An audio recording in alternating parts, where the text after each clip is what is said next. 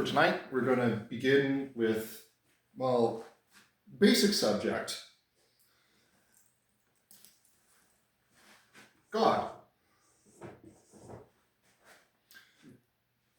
Now for this study, I was originally thinking, well, why don't I try to introduce it with scriptures, kind of be a complement to the confirmation class, which is a little bit more doctrine than it is just straightforward scripture. But I thought, well, no, let's go back to the very basics of why scripture is even important. Because we're not looking to the scriptures as this is the foundation for all things. Because if I just pick up a Bible and go, hey, read this. This is your testament for all reality in life. Well, you're just getting a book, and you're like, well, why is this book? Why does it get to dictate everything in my existence? So before we can even get to why this is important, we have to find the foundation of the scriptures, which is God Himself. Because I won't say that this has any validity outside of God, because God has to make it what it is. So, let's begin with the logical beginning, which is God. Who is God? Who would you say God is?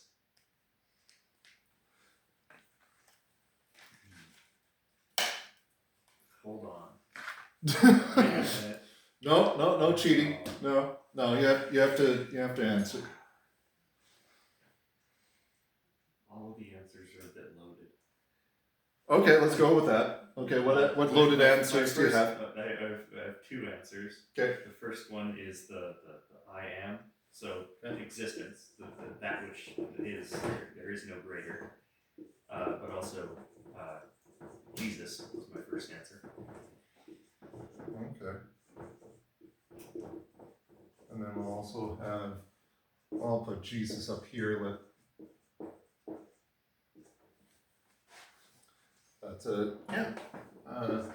You have the I am, and this is also something that is, fairly well substantiated, even in philosophical circles, because if you're asking a whole bunch of people who is God, you're not necessarily going to get the strictest Christian answers.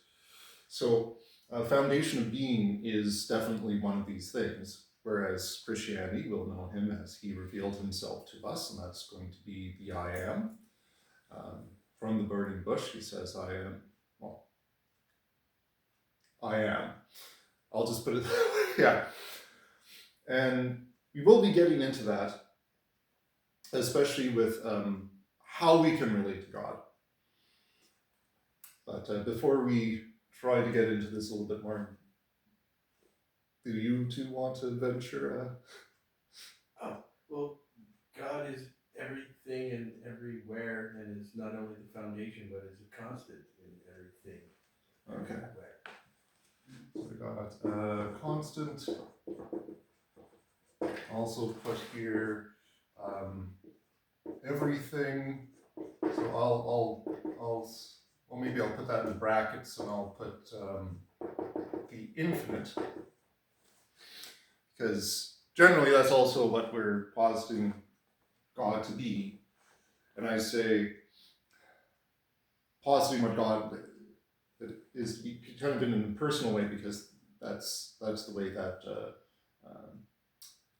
philosophers are trying to do this. Is like these are logical conclusions, rather than, let's say, how God reveals Himself to us in a very personal way. This is also where you get in society a lot of people basically coming to impersonal definitions of God, where He is the thing in all of us, or He's the universe, or He's the love that we experience, etc., etc., etc. Like all these are relatively impersonal. But then we could go in a very different direction and go, well, this is extremely personal. Like Jesus is a person that we can actually experience and know. And this makes the Christian understanding of God to be very different from philosophical positions, because we can actually say, there's my God, whereas they have to kind of create something that they can't even, they can't even really find or relate to. Because let's say, for example, with the infinite, with everything that he fills all in all, God's infinite, but what would we be? Finite. Finite, there we go.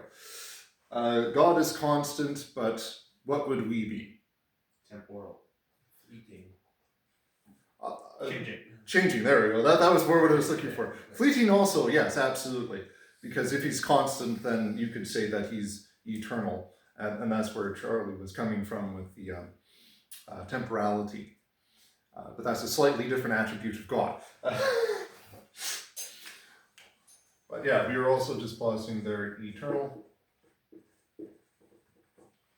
And then with infinite, maybe I'll branch this off a little bit, and I'll put here omnipotent, and then omniscient, omnipresent, and no, maybe I'll put omnibeneficent over here, because this is slightly different. Okay.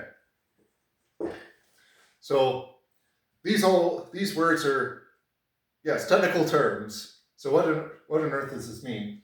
So if God's infinite, this means that he is without limit. That's the very basic definition of infinite. So whereas we are bounded, we have limits, God is not. So therefore he's omnipotent, he's all-powerful. Omniscient, he's all-knowing, whereas we have limitations in terms of thoughts and memories and a lot else. And then he's also omnipresent, where he can be everywhere, whereas we're in one place at one time. I do want to just define omnibeneficent.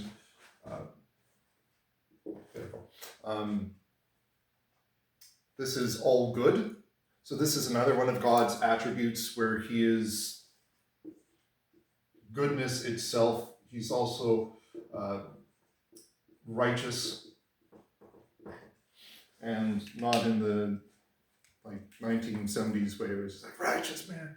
No, like his righteousness is actually giving you a standard for all of creation. Like that, he is the standard for what is good and right and salutary. Eternal, some people try to define this in different ways. The basic definition that I would say is more traditional with Christianity is without time. So if you understand us as having a beginning, a middle, and an end, God has none of those things. He is simply eternal. So, with that and this, even with the constancy, we could even go to the goodness and righteousness. It's like, we're not all good. We tend to do evil things now and again, or you could even say, well, we're not righteous in the sense that we fail to do the things that we should be doing. So we can definitely see that God is definitely something that we are not.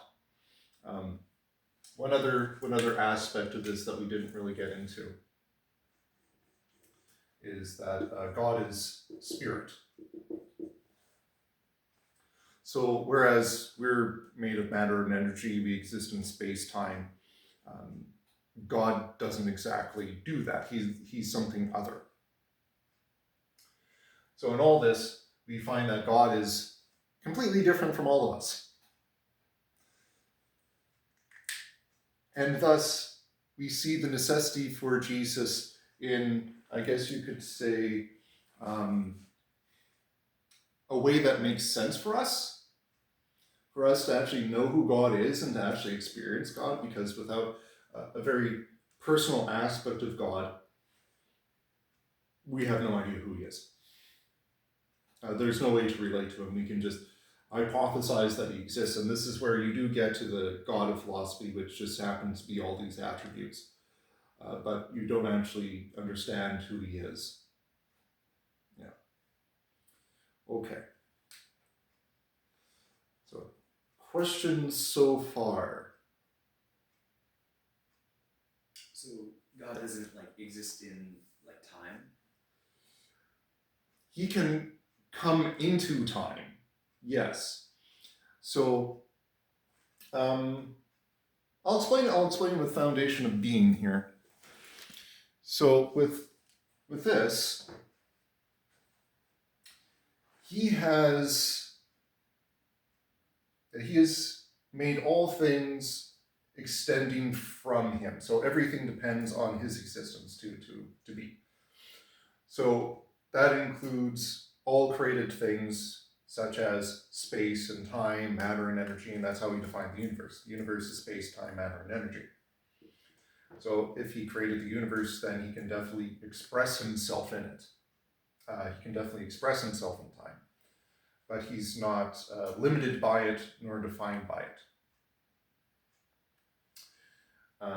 This is sometimes why people would say eternal isn't to be without time, but just having infinite duration. But I think this kind of belies who God truly is, because if he's the one who created the universe, he has to pre-exist time. In fact, pre-exist time doesn't even make sense as a sentence, because that would be positing a time before there was a time. And that's also showing us just how alien God is to us, is that it's unfathomable, it's completely other than us. But yeah, he in order to understand him, we need to know how he's actually interacting with time. Sorry, I kind of rambled on there. Is that okay? Any other questions? No, I liked it. Okay. So I guess the question would be, or I guess an observation would be that our connection to Jesus offers us a position or the opportunity to be closer to God because of him. Absolutely. And that anyone who essentially doesn't have the faith and belief in Jesus can't have the same connection, can't have the same. Yes, for many different reasons. Where to begin, actually? Well, I'll begin a little bit at the Old Testament then. So in the Old Testament, you don't really have Jesus in the flesh. There's been a couple debates over a few figures who might be Jesus Christ before he was even incarnate. I won't go into that because that might break your heads, for a little bit anyway. Very interesting. Yes. But before Jesus came in the flesh, the people really knew God in the Old Testament by the way that he was interacting in history. This is when he was coming as spirit or having revelations or visions or other things. So then people could hear him, could experience him in some way.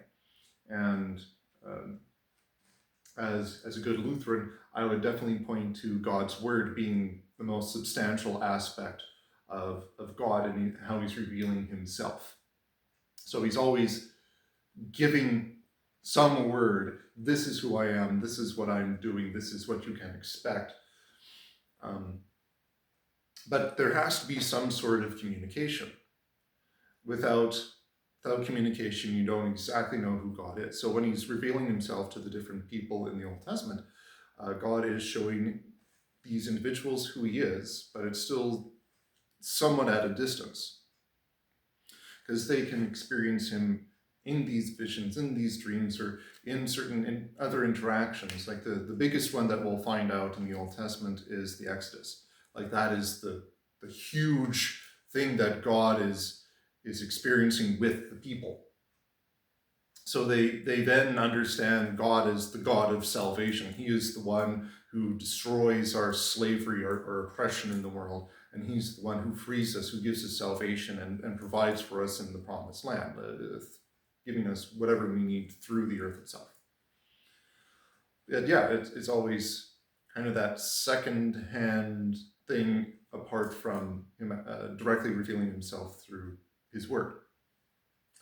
So when we finally get to Jesus, we have a lot more to understand God with, which happens to be, how do you understand other people? Well, you look at their facial expressions or their motions, but you do also focus a lot on what they're saying.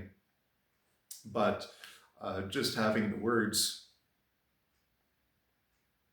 you somewhat rely on quite a bit of other data to go by. This is why phone calls aren't nearly as good as face-to-face interactions, and why texting isn't nearly as good as phoning, because you could look at a text and go, that jerk, what does he mean by this? And then you realize that he was just giving you a joke or something. So to actually know what's going on, having that lived experience with somebody is all the more important. So Jesus Christ coming in the flesh and actually showing you exactly who God is, and we're going to be definitely exploring that in the time to come, especially when Jesus is revealing us through who he is through his own version of the Exodus, which is not escape from slavery and oppression to people, but to sin itself. In all this, we're missing a very important aspect of, or attribute of God, which is love. Yes. Yeah. And from there, we're actually getting the aspect of God, which is communication. He's always coming to us. Yeah. So with the other religions, as you were saying, they don't quite have the same things that we do, because we're agreeing with all the philosophers who are trying to say, well, this would logically be who God has to be. But we're also going to be saying, and this is how he comes to us personally, whereas a lot of the other religions, they'll have more of one or the other, I guess you could say.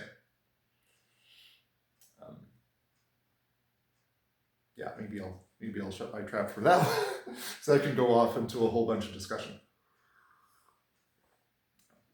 All right. Well, for me, a very important part of the realizing God's love, that Jesus is a very important part of making that more translatable and understanding.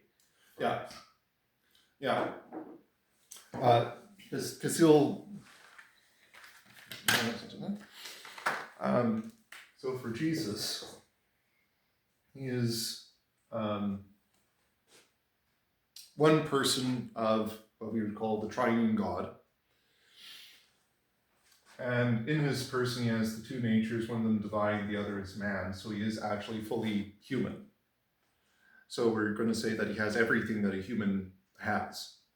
And every time that somebody has tried to posit Jesus is God, but he's only partly man in some respect,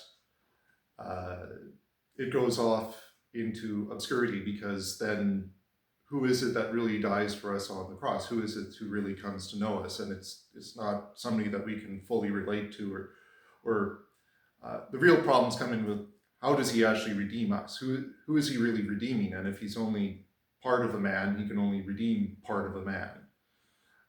We need him to be fully human in order to bridge the gap between humanity and God. Yeah. So there's the personal aspect and kind of a relational level, and this is where a lot of people happen to be, where they need somebody, or need to feel that God actually understands them, which he does. Now, we could also say, well, he's omniscient. So of course he understands what you're going through, and he understands better than you do, because you might have misunderstandings about things, or your feelings might be obscuring your perception of rational or logical conclusions. So God would know not only your feelings, but he would also know all the other facts in relation to this. But just having omniscience doesn't really give you that personal comfort. It doesn't have the Jesus there who, when, let's say, your brother Lazarus died, who is willing to come meet you and cry with you. But that's a very different type of God than this presumably cold God, but yes, he is love.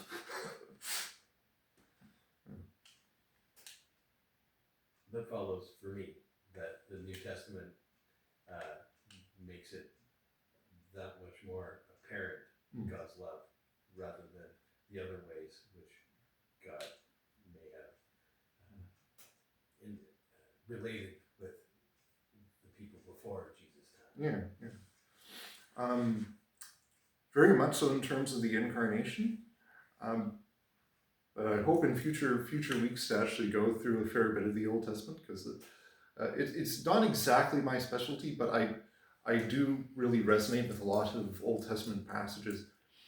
So we'll be finding that there's a lot of stuff to really talk about with how God's interacting with us in the world in the Old Testament, and how he is showing, well, who he is even before becoming man.